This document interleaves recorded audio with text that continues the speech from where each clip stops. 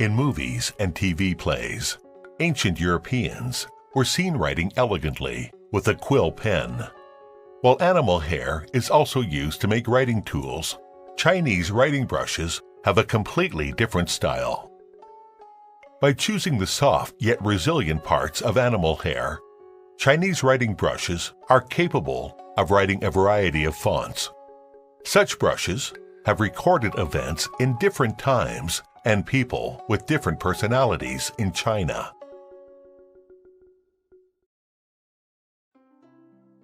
The Shang Dynasty, 1600 BC to 1046 BC, the earliest ruling dynasty of China, are known for its inscriptions on bones or tortoise shells. But archaeological relics prove that Chinese people were already writing with brushes during that period. It is only because they are not as good to preserve as inscriptions on hard bones that we cannot see them today. This kind of writing brush, which is common to us, is said to have been upgraded by Meng Tian, the general in charge of supervising the construction of the Great Wall in Qin Dynasty, 221 BC to 207 BC. Meng was indeed a cultured military talent. Meng was said to use dead wood as the pen holder, deer hair as a central wool column, and wool as a surface layer. He later lived in what is today's Shanlian town, Huzhou City, East China's Zhejiang province, where he continued to upgrade the writing brush, using the slender and sharp wool of rabbits and sheep to make the Huzhou writing brush as is widely known today.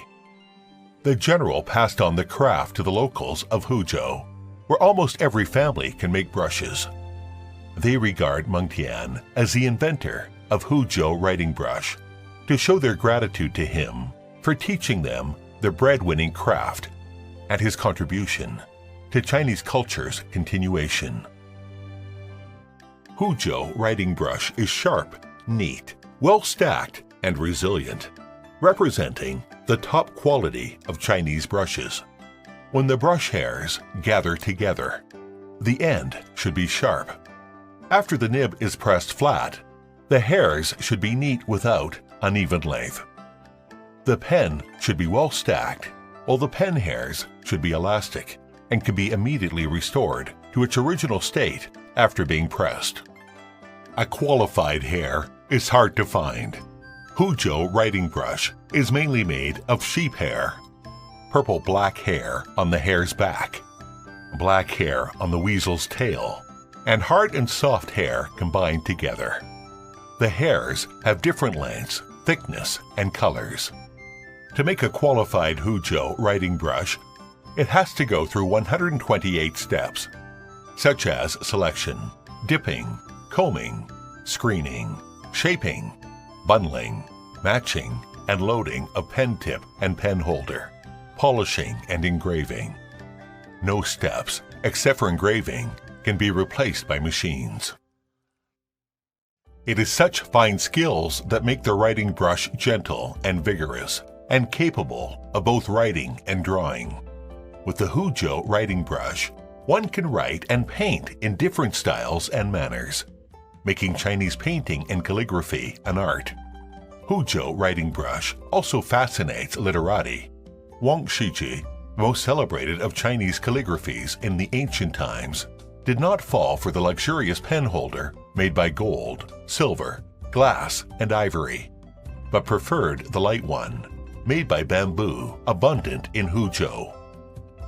With the Huzhou writing brush, Wang created the preface to the poems composed at the Orchid Pavilion. Written in semi-cursive script, it is the most well-known and most copied piece of Chinese calligraphy. In 2006, the Huzhou writing brush was added to China's list of intangible cultural heritage. Despite the popularity of ballpoint pens and keyboards, writing brushes are still irreplaceable with its combination of rigidity and softness, which are still writing the personality and strength of Chinese culture.